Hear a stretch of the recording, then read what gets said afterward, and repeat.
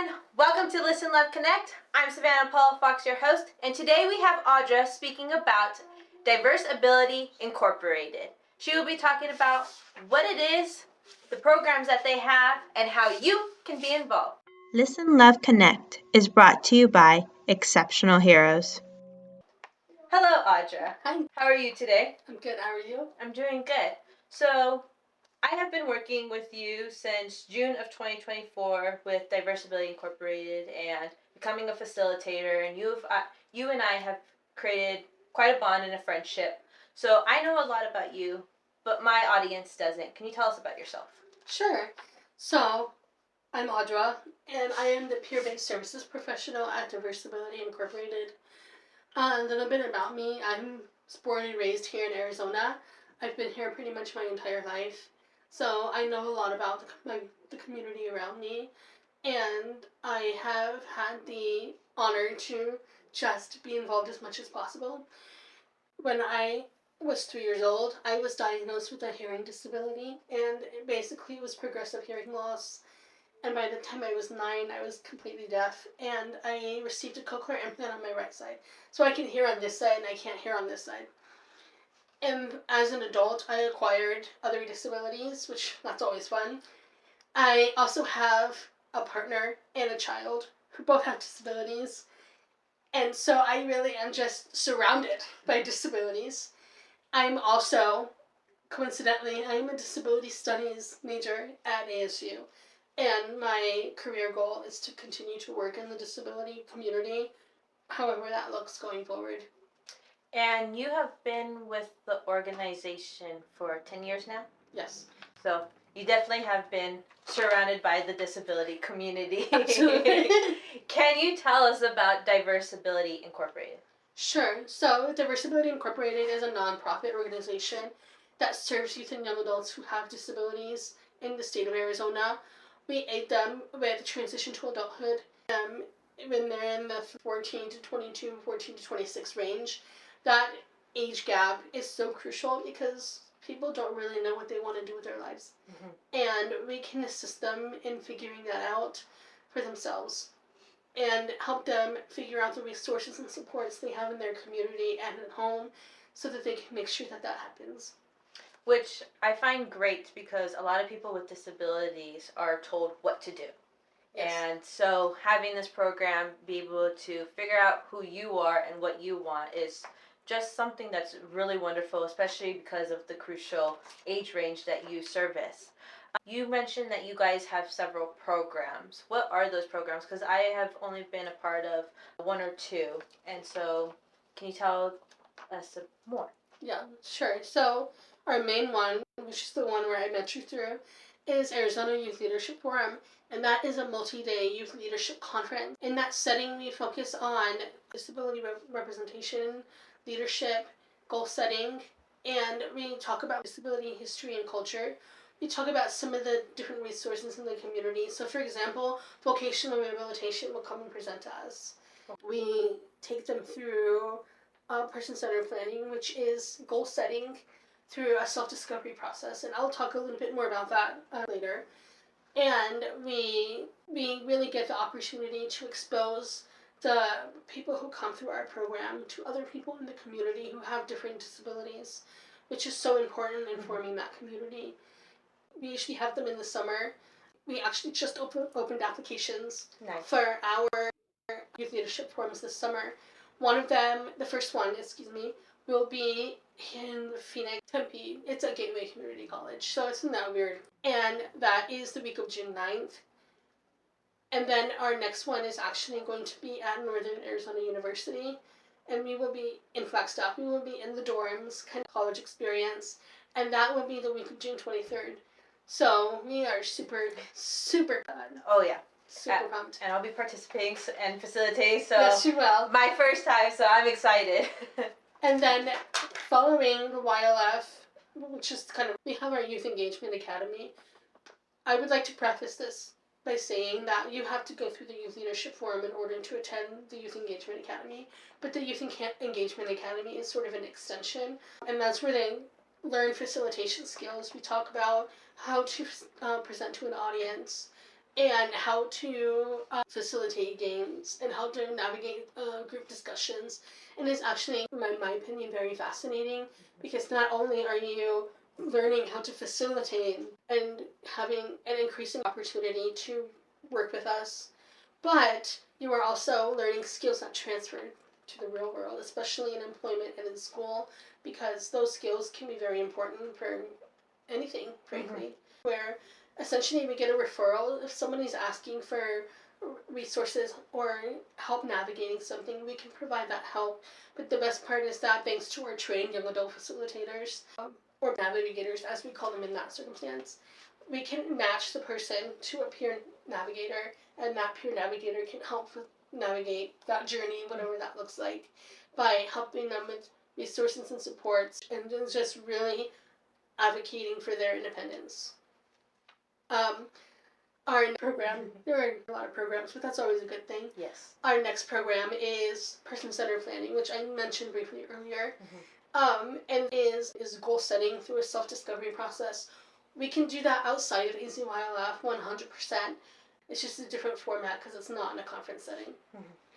So our newest initiative is the Engaging Families and Young Adults program, which is a partnership that Diversibility Incorporated has with the Arizona Department of Health Services of adults to become advisors in their communities, and they get compensated for speaking on advisory boards, councils, groups, anything an organization might need.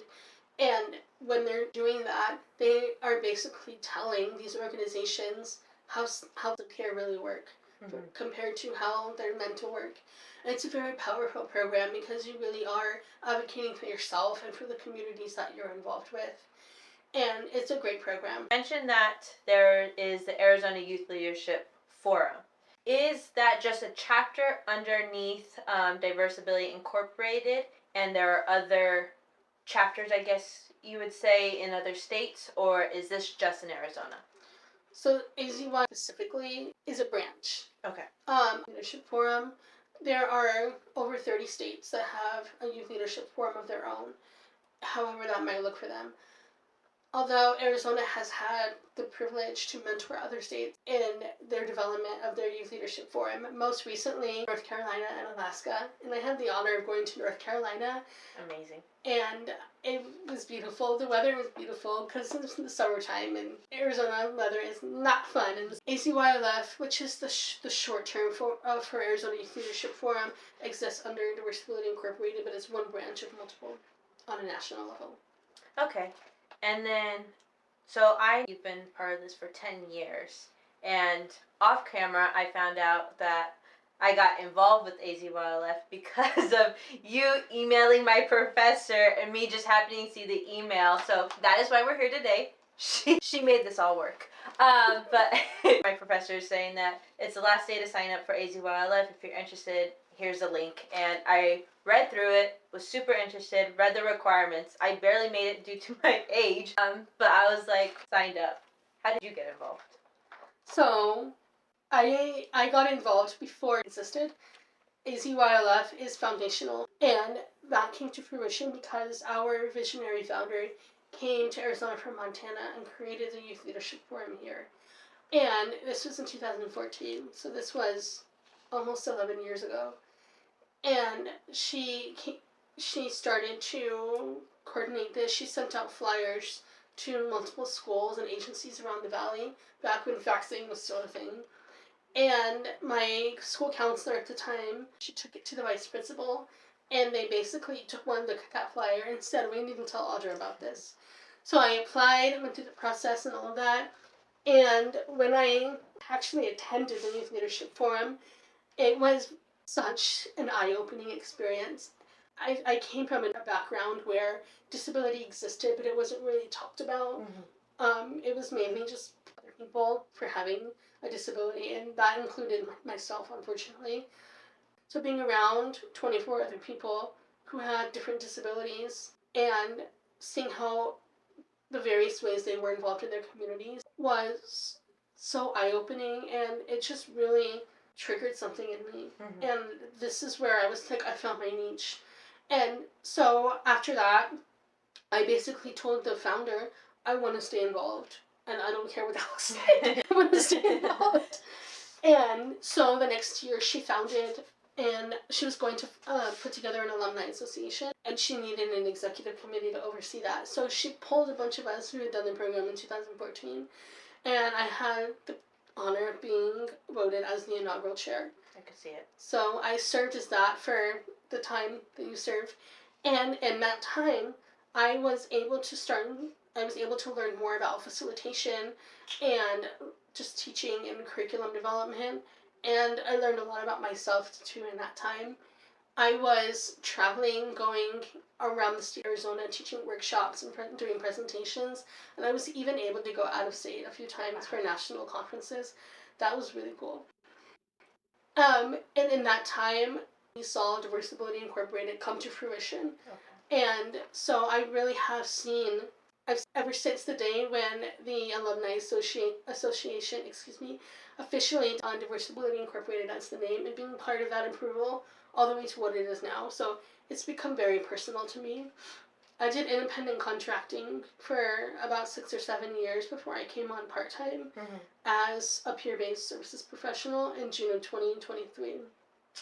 And now, almost 2 years later, I am not only my full-time, but I'm the lead peer-based services professional, and I actually am part of the coordination and implementation of all of these programs, which is amazing when you consider where I started.